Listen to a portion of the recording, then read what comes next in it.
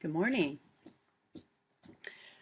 I would like to reflect on week 9 and welcome you to week 10. Boy, we're moving pretty fast through this semester. It's quite amazing, isn't it?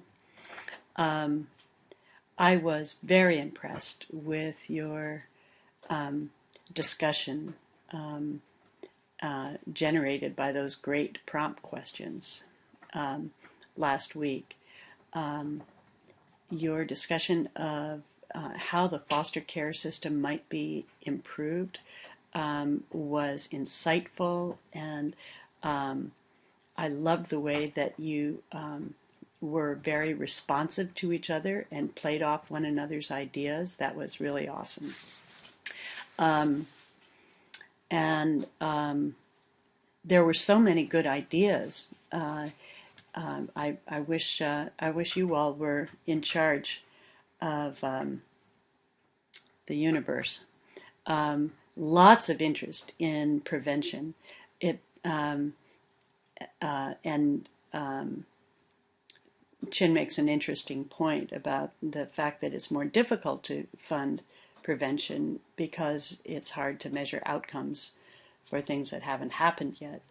And that made me think of when I first started writing about resilience 15 years ago. Prevention was not really taken seriously.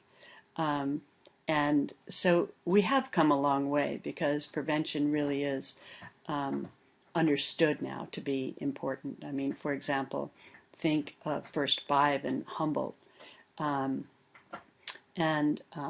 all of that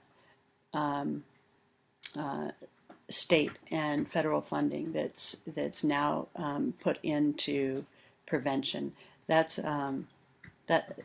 represents significant progress, I think. I love the way you talked about the importance of giving support in 3 ways: to the infant, to the foster parent, and to the infant foster parents dyad or triad. And also, some of you had the idea of the foster parents mentoring the birth parents. That's a good idea, although I'd like to suggest that something that might work better would be a multiple family group support meetings in which people who have been in the foster system for a long time meet with people who are new to the foster system. And just like a few of you talked about foster parents and foster kids being involved in training of foster parents, that's awesome. And as a sister idea to that, a multiple family support group I think would be very helpful, because people who have had more experience parenting foster kids, who you aptly point out often are born addicted and often have experienced sexual abuse.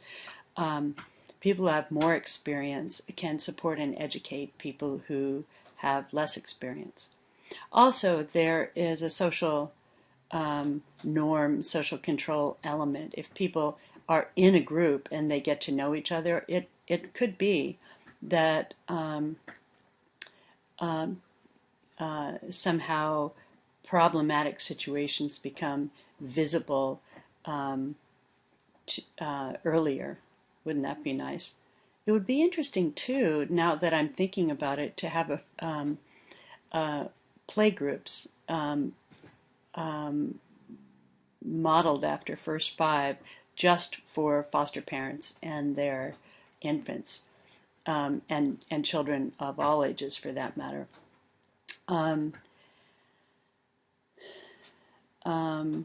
There was a lot of agreement about the idea that whatever we do, we need more training for foster parents.